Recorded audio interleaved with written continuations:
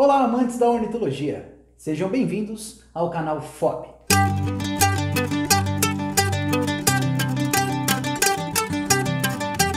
O canal FOB hoje tem uma entrevista com o Andrei Naves, criador de Psitacídeos e também criador do canal Bud TV, que eu acredito que vocês todos já tenham dado uma espiadinha por lá. Fala, Andrei, tudo bom? Fala, Brunão, beleza? É um prazer falar com você novamente. O prazer é todo nosso aqui, cara. A gente agradece a você pela disponibilidade aí de abrir o espaço da sua casa para falar com a gente. E é isso, é um prazer sempre ajudar todo mundo aí, principalmente nesse momento aí de quarentena, que a tecnologia permite a gente ter essa conversa bacana aí com os criadores, né? Com certeza. Legal. Acho que ao contrário do que a gente pensava, né, ele tem unido as pessoas e feito as pessoas se relacionarem bastante aí por esse modo online. É isso aí, com certeza. Andrei, conta pra gente, você cria psitacídeo, é isso? Isso aí, Brunão, minha paixão são os psitacídeos. Na verdade, eu gosto de todo tipo de ave, né?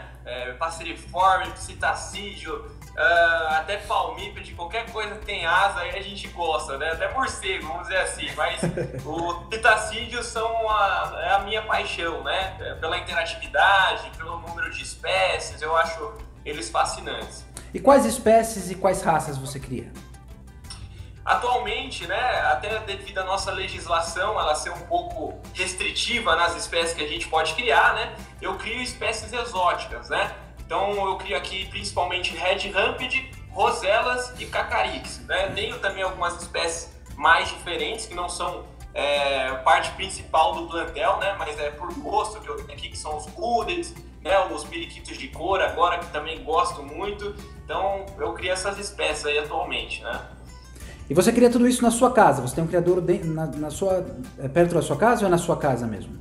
Isso, na minha casa, né? Como toda loucura de criador, a gente arrancou o telhado da casa, fez o terceiro andar aqui só para as aves e é onde fica meu criador. A gente teve ideia de comprar a chácara, montar em outro lugar, mas nada como um criador em cima de casa que a gente pode acordar, subir as escadas e já tratar as nossas aves, né? Não precisa depender de mão de obra, aquele famoso ditado, né? Só o olho do dono engorda o gado, né? Então a gente preferiu ter aqui, né? E quantos casais você tem atualmente? Você consegue saber quantos casais de cada espécie, de cada raça, André? De cada raça eu devo ter uma estimativa, né? Mas atualmente eu trabalho com 80 casais, né? Vamos colocar aí 20 casais de Cacarique, 20 casais de Red Ramped, 30 casais de Rosela e as outras espécies compõem o outro número, né? O número faltante aí dessa conta. Mas, como eu falo, né, Bruno? Eu prefiro um criadouro pequeno, que a gente tem uma qualidade genética melhor, um controle melhor dessas aves. Inclusive, eu me seguro muito que a gente descuidar um pouco passa o número, né? Porque eles criam bastante, mas a gente tem que sempre fazer a seleção genética e segurando os melhores, um criadouro pequenininho, mas com boa qualidade genética, né? Você falou que eles criam bastante, né? Como é que você conduz a reprodução? Você, por raça, tem alguma diferença entre as raças? Como é que você faz essa condução no seu plantel? Então, justamente para eu criar essa linha de psitacídeos exóticos, são australianos de pequeno e médio porte, que seguem mais ou menos o mesmo padrão de reprodução, né? Mas aqui no criadouro eu deixo eles criarem até o final de fevereiro, que é quando eu tiro os ninhos, né? Eu faço todo o processo de sazonalidade, entra agora no período de manutenção e no final de julho eu entro com os ninhos, com a ração de reprodução para iniciar a reprodução novamente. E aí nesse período eles fazem aí em torno de 3 a 4 posturas, né? 4 ninhadas aí, que é o que eu acho ideal para eles aí, sem ter um desgaste e você manter um nível bacana de reprodução, né? A gente entrevistou alguns criadores que deixavam eles criarem à vontade. Eles diziam que na natureza eles criam à vontade, então aqui eles também podem criar à vontade. Isso é um mito ou uma verdade, Andrei? Então, Brunão, é uma das perguntas mais feitas aí pela galera, né? Porque realmente, se você colocar um ninho, por exemplo, uma calopsita ou um Red Ramped, eles vão criar o ano todo. Sim. Mas quando a gente estipula sazonalidades para as nossas aves, a gente acaba condicionando-as a uma reprodução melhor, a um desgaste menor, né? Tanto aí quando a fêmea bota o ovo, que ela tem um depósito de cálcio maior, então a gente consegue ter um controle maior da nossa criação e uma reprodução feita com maior qualidade e mais segurança para as nossas aves. espécies mais difíceis de reprodução, se você não fizer esse processo de sazonalidade, que eu chamo, né? De você baixar a quantidade de alimentos, a energia desses alimentos, tirar o ninho, né? Que é um comportamento natural deles, inclusive na natureza, que eles deixam os ninhos individuais e se juntam em bando, por exemplo, calopsita, red ramped, cacatuas até, eles juntam em bando. Esse processo é muito importante para a parte psicológica da ave, né, para elas formar ali, para os machos disputarem território. Isso tudo faz parte do comportamento geral de reprodução. Em ambiente doméstico, eles se adaptam suficientemente para não depender disso, né? Mas se a gente conseguir reproduzir isso, a gente tem uns resultados muito melhores na criação. Isso eu tenho feito pesquisas aqui e realmente os resultados são muito bons, são muito melhores se você dá um período de descanso. Há 2 anos atrás eu pensava diferente, mas algumas experiências, alguns criadores puderam me passar esse manejo, né, e que realmente proporciona resultados muito melhores aí na criação. A gente tem muita informação, Andrei, sobretudo sobre a reprodução de aves, né? Muita coisa aí na internet jogada que a gente não tem certeza do que está sendo dito, né? Por exemplo, alimentação na época de reprodução. Como é que você conduz essa alimentação? Você falou do nível energético da alimentação que você propõe, do nível calórico, nível de gordura. Quais são as diferenças entre um momento fora da reprodução e durante a reprodução? Então, Brunão, a gente tem algumas informações na internet, inclusive em grande quantidade, né, por qualquer blog, só que a gente tem que tomar muito cuidado em qualquer informação, principalmente a respeito de nutrição. Como eu costumo dizer, né, para os criadores, nas palestras e tudo mais, é que a nutrição é um dos principais pilares da criação, né? Se esse pilar da nutrição não estiver bem atendido, pode ter certeza que a casa da criação vai cair, né? Então, a gente tem que saber que as aves têm períodos de sazonalidade impostos pela natureza. E essa mesma ave, um red ramped que a gente tem, ou até mesmo agapars, qualquer ave, ela passou milhares de anos, né, desde a sua evolução, sendo moldada por uma natureza que ela é diferente em várias partes do ano, né? Então a gente tem basicamente em 4 estações do ano o período de sazonalidade e o período de reprodução. Esse período de sazonalidade, na natureza, eles encontram uma baixa, né, disponibilidade de alimentos, um fotoperíodo muito menor, né, e principalmente condições adversas, né, de temperatura que deixam com que eles se preparem para a reprodução melhor ou até mesmo tenha esse processo de emagrecimento, como por exemplo no caso das aves australianas, que dependem desse emagrecimento para quando chegar a época de reprodução ter bastante alimento, ter bastante fartura, engordar e conseguir tratar os seus filhotes. Então, reproduzindo isso, se a gente fizer essa sazonalidade em ambiente doméstico, utilizar uma ração com uma carga energética mais baixa durante o período de manutenção e depois você aumentar no período de reprodução, você vai não só garantindo uma reprodução melhor, mas também uma saúde melhor para as aves, né? Então é muito importante fazer essa diferenciação. Na verdade, esse é um dos maiores segredos da criação. A gente está acostumado a criar espécies que são muito adaptadas em ambiente doméstico, né? Espécies que já perderam um pouco dos seus comportamentos naturais. Mas se a gente parte já para uma linha, por exemplo, um hooded, né, que é uma espécie mais difícil, uma cacatua, se não fizer a sazonalidade, você vai criar por sorte. Cria, mas é por sorte. Se você fizer a sazonalidade, você com certeza vai criar. A não ser que a sua ave tenha algum problema de não ter a formação de um órgão, né, reprodutor. De resto, é só isso daí que vai ajudar mesmo. Alimentação das aves. Como é que você conduz a alimentação do seu criador? Tem alguma coisa que você dá sempre, Andrei? Então, essa daí é a grande polêmica, né? É as discussões que rondam os grupos de WhatsApp há mais de 10 anos, desde quando ele foi criado, né? Entre ração extrusada e mistura de semente, né? Mas, assim, tem muito criador que fala, mas na minha opinião é melhor fornecer isso daqui, porque eu forneço, ou meu avô fornecia e dava certo.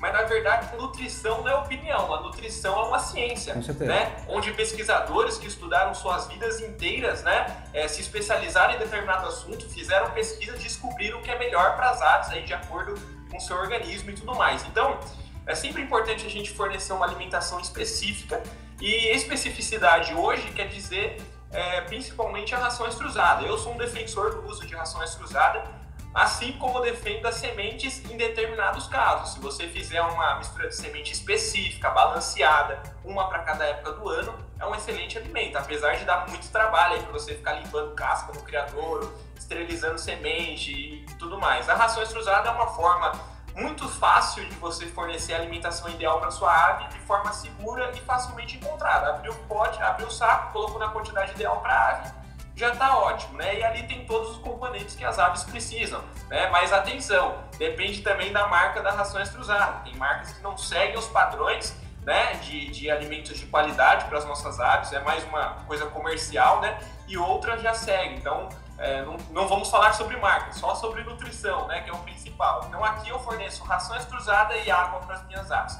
Uma ração extrusada no período de manutenção, outra completamente diferente no período de reprodução. E acrescento a mistura germinada. Para mim, é um dos melhores alimentos que a gente pode fornecer, né? Uma mistura que a gente prepara em 3 dias. Depois a gente pode fazer até um vídeo mostrando isso daí pra galera, porque é um pouquinho complicado. Legal. Mas depois que pega a rotina, é bacana, é uma coisa muito legal, super nutritiva e que dá excelentes resultados na reprodução. E principalmente, Brunão, o excesso é muito mais prejudicial do que a escassez, cara. Então, se você tem uma quantidade de nutrientes em excesso para a ave, provavelmente ela vai ter muito mais problemas do que se ela não tivesse aqueles nutrientes, né? Então, a gente sempre tem que dar um negócio balanceado, adequado para cada ave, né? Tem gente, vitamina, mineral, estimulante reprodutivo, mistura tudo junto, quanto mais proteína melhor. Não, esse pensamento está completamente errado na criação. A gente tem que dar o que a ave precisa e o que o organismo dela aceita,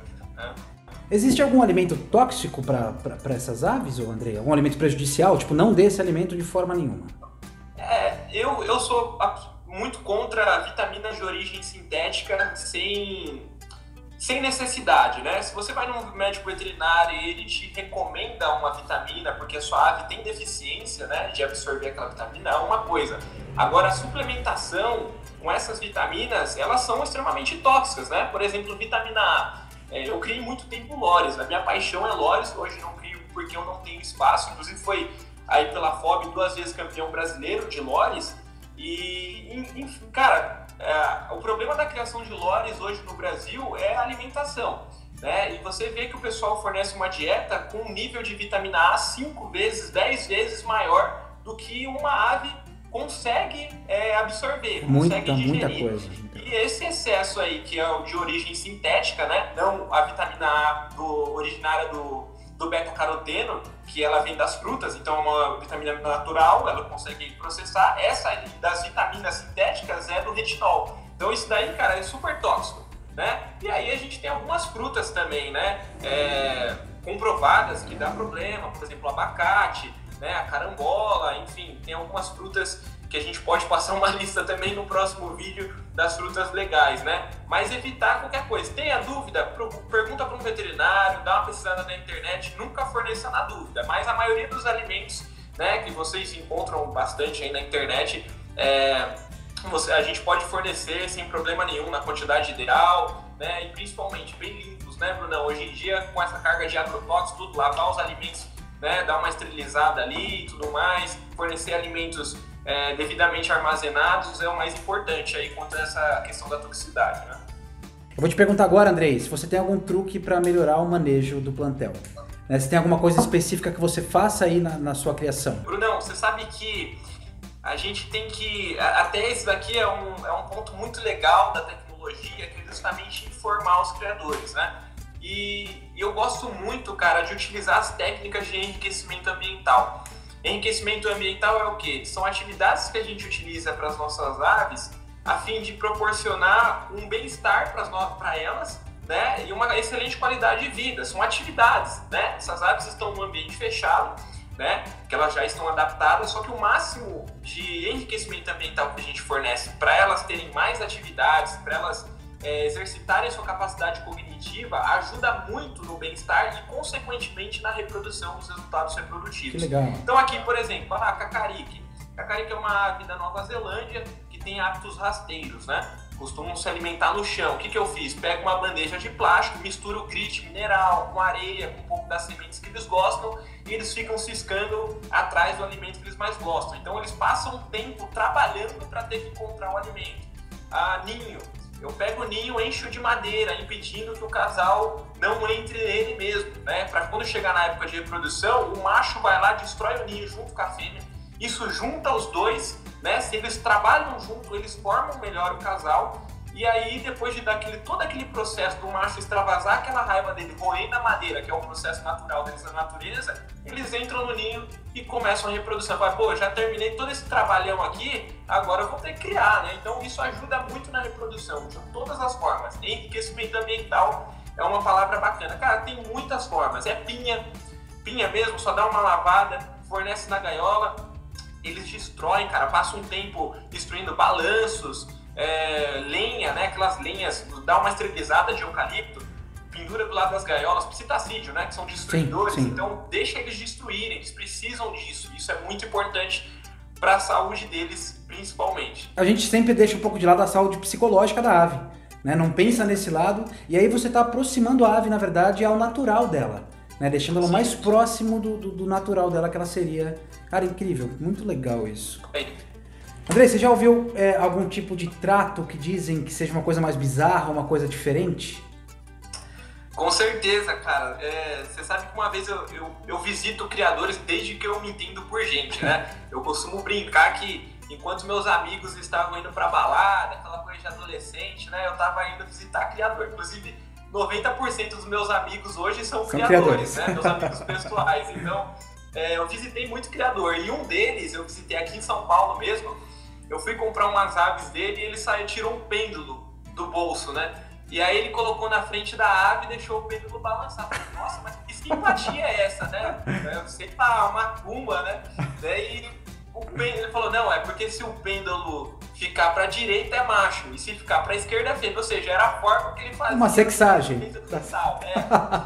Cara, eu dei risada na hora, ele era até um amigo. Ele falou, não falha, sei que lá. E realmente, cara, não falhou. Não falhou? Ah, que legal. Não falhou, deu certinho. Eu fiz a sexagem depois e deu certinho. É uma espécie que não tem dimorfismo sexual por característica e deu certinho. A não ser que ele já tinha lá, ele já sabia e fez aí só pra impressionar, né? Cara, que loucura. E você sabe que eu cheguei em casa, postei a foto disso, né? De zoeira nos grupos de WhatsApp aí com os amigos e tal. E o pessoal falou, não, mas eu faço isso aqui. E funciona mesmo. Eu fiquei até meio, será que eu tô errado? Será que eu... O pessoal já fazia isso.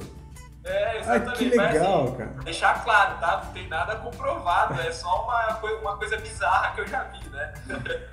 Andrei, você é um criador que aí é antenado em todas as tendências da criação do mundo inteiro, né? O que você vê que só acontece aqui no Brasil? Cara, que só acontece aqui no Brasil é até uma pergunta. Tem muita coisa que só acontece aqui no Brasil, né? Porque a gente aqui no Brasil, a gente desenvolve as nossas técnicas de reprodução, a nossa forma de criar diferente de outros países, por exemplo.